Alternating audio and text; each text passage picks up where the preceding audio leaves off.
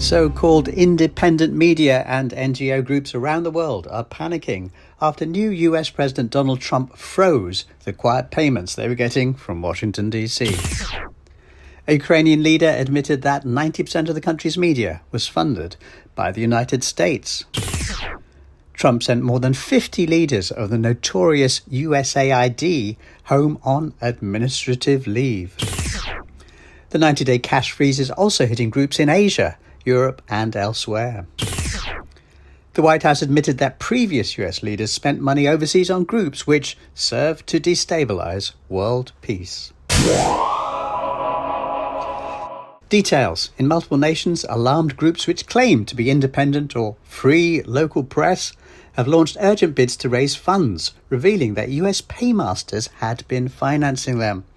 A major anti-government media outlet in Hungary, which presented itself as independent and local, said it was urgently looking for millions of forints in funding after the change. Similarly, media outlets in Ukraine are asking readers for money, and some openly blamed the Trump freeze for their sudden cash crisis, according to that country's Strana News. About 90% of Ukrainian media outlets are dependent on American money, Oksana Romanyuk, head of the Institute of Mass Information, told reporters. In the Philippines, commentators are worried that $500 million of military aid that former US President Joe Biden promised may not turn up. President Ferdinand Marcos Jr. was not invited to President Trump's inauguration, despite turning the Philippines into America's main puppet in its conflict with China, said popular Manila commentator Rigoberto Tiglao.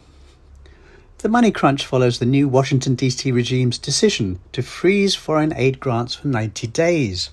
The executive order from Trump's Oval Office included a shocking admission that US support for groups overseas are destabilizing attempts to create peace around the world. The order said the United States foreign aid industry and bureaucracy are not aligned with American interests and in many cases antithetical to American values. They serve to destabilize world peace by promoting ideas in foreign countries that are directly inverse to harmonious and stable relations, internal to and among countries.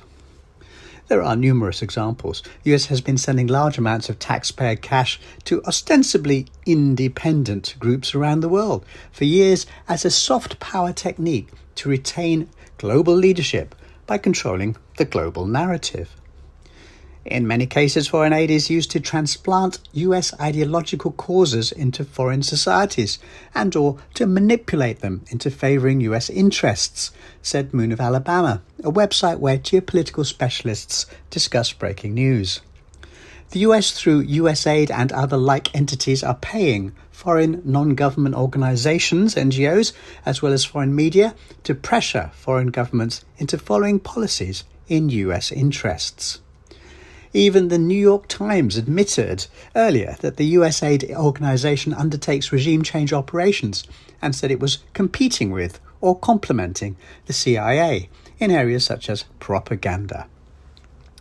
For example, USAID sent young people undercover to Cuba to incite anti-government activism. And what was their cover? An HIV prevention program.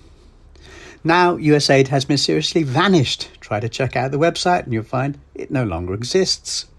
The irony, of course, is that the Republicans traditionally have been seen as the pro-war party. Today, they're doing damage to the US global interference machine that creates conflicts around the planet.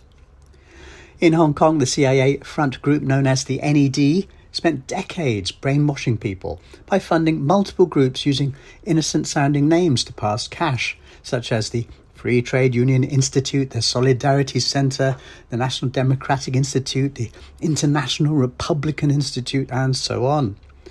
NED and its supporters stir up conflicts and then blame the local government. The media is always asked to downplay the US role and point the finger at the authorities in that country. For example, the NED used their system to organize successful military coups in Guatemala and in Chile, and they almost succeeded in regime change in Venezuela too. The NED gave millions of dollars over many years to multiple groups to create conflict in Hong Kong. When conflict erupted, what happened?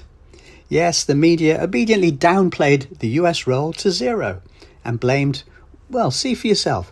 Here's a long report in the Hong Kong Free Press which carefully explains that all the problems in Hong Kong are the fault of the authorities, featuring the views of a man named Michael Davis who works for, yes, the NED.